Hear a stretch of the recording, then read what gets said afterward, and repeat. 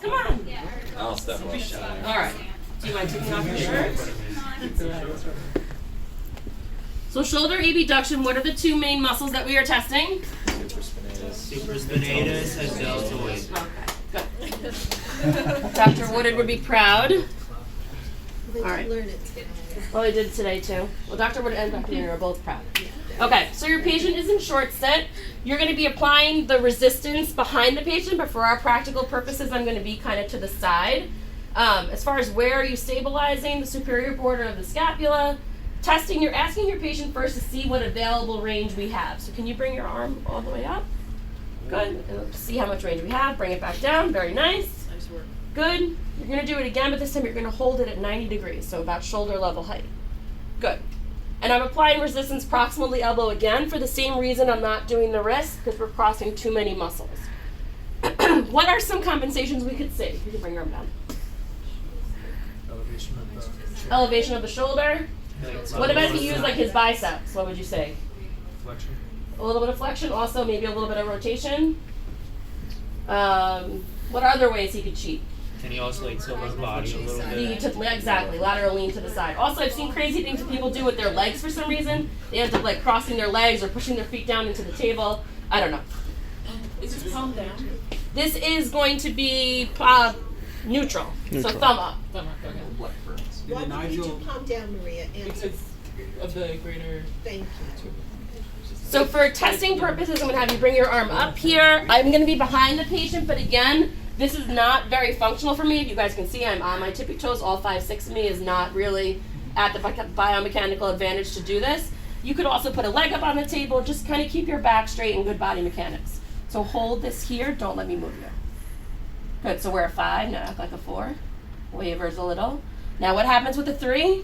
I apply resistance and drop. So you drop. Good. All the way. What a great actor. Oscar. Come back up. Now for a 2 for this. By the power of slides.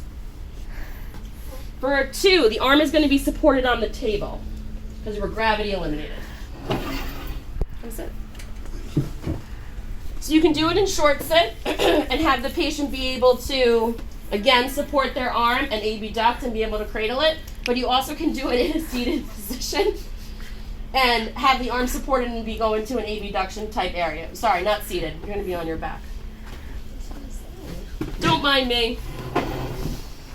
And kind of scoot your patient over so they have a lot of room for the table and have them abduct their arm with the table supported. And beautiful. He goes through his full range of motion, so he is a 2 because he's in a gravity eliminated position. Good. Perfect. Come sit up. For a 2. Now for a 1, you would do the same thing and palpate. Now would you want to do it in a gravity eliminated position or a gravity position for palpation for a 1? Eliminated. Gravity eliminated. Why? They can't do it. They can't do it with gravity. A little louder. They can't do it with gravity. Because there was no motion with gravity. So you get a better muscle contraction against gravity because you're taking that added pressure away. Okay. Without gravity. Does that make sense? Questions about shoulder abduction? No. Can we add one more? Yeah. Okay. Shoulder scaption. So now we're testing our deltoid anterior and the middle portion. Does everybody know what scaption is? Yeah. What is scaption? Oh, beautiful. It's like, look at that. Slight angle.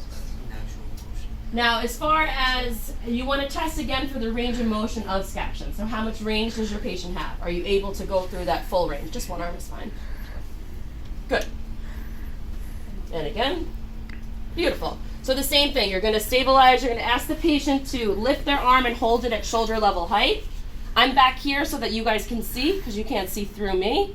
So this is full abduction, this is flexion, so scaption is in the middle. Hold that there, don't let me move you.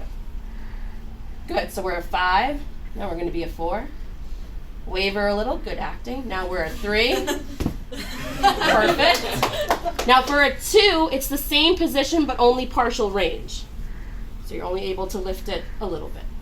And then for a 1, we're going to be able to test to see for that muscle contraction. Down for Say that again? a 2, don't you want gravity eliminated? If he's going like this, it's still. For scaption, I believe that we do not. Can you click over one for me? There's no gravity eliminated position for scaption, so it is not just. a pure plane, right? How would you position him? I have seen some people in clinic like hold the arm in scaption and then test for it, so there's a little bit less weight supported. But for the purposes of your book says to test it in the gravity position. Question. Once you have flexion and you have abduction, what's really the point of seeing scaption? Scaption's functional. It's like a functional movement. Nothing really occurs here, nothing really occurs here. Everything kind of occurs in between. So if you would see great for, like a 5 on flexion and a 5 on abduction, would you still need to do scaption as well? Yes, because it's like a specific way to test. Click back one more for me. For like anterior and middle deltoid, there really is no middle. Yeah, it's like a complex. Coordinated, like what we talked about, coupling. Force coupling. Right. Yeah, it's kind of like a combination type movement. More specifically, like if you get into it, if you're testing like C5, C6, C7, it depends on your nerve roots and that kind of thing. Okay, so practice